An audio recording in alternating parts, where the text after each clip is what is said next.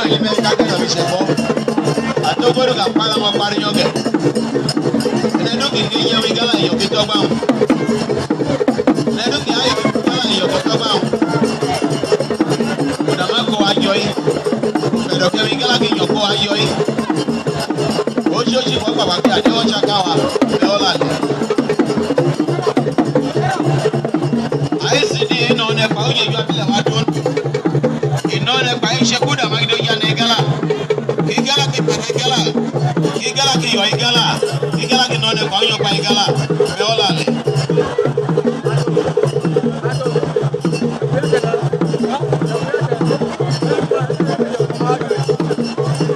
Adu agara beno jima Sambendo fi Ibaje local government. Shogi joka. Anene leka ICD oja ne gala gidi. Wala le sa. Wala ki pano.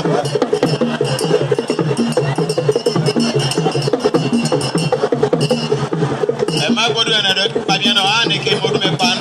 Ojo chema academy to dem we gala. Me wala le.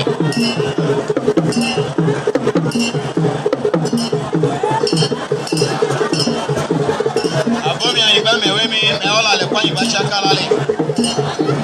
Ai ne sa ala yo mora do yo fari. Kwa ma benelu le me wala le chaka.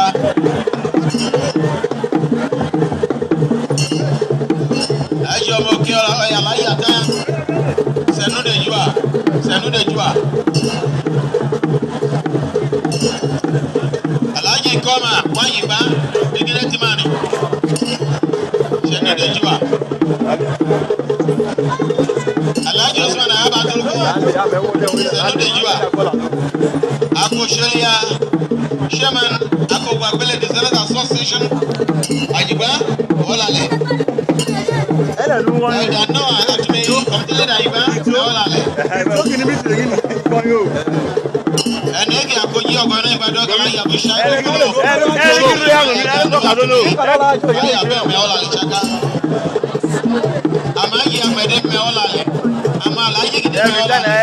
I'm a pastor, I'm a reverend. I'm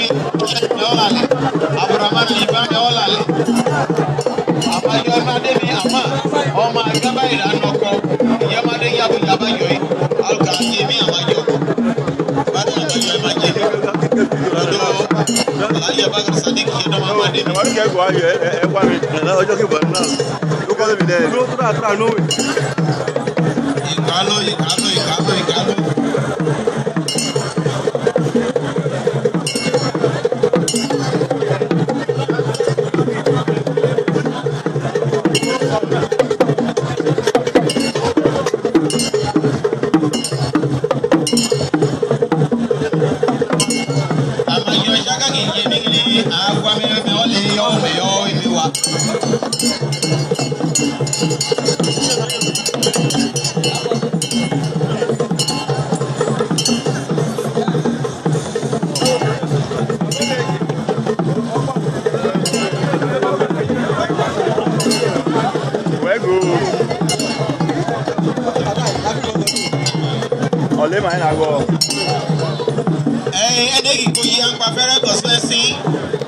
National Assembly Abuja, Honorable Hassan Omale Iyowan, Ama Honorable Abdullah, Omi Becky Goji with me.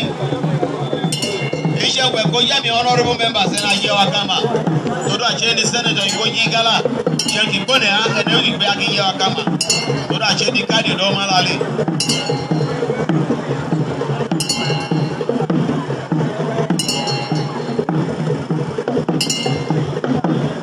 Former Commissioner Kogi State, Dr. Idris Omedeni Mambado Kerebame, Omademi in Ama, Ujeju Kalabon to Lagos, Imade Omademi, Dr. Idris Omedeni, former Commissioner Health.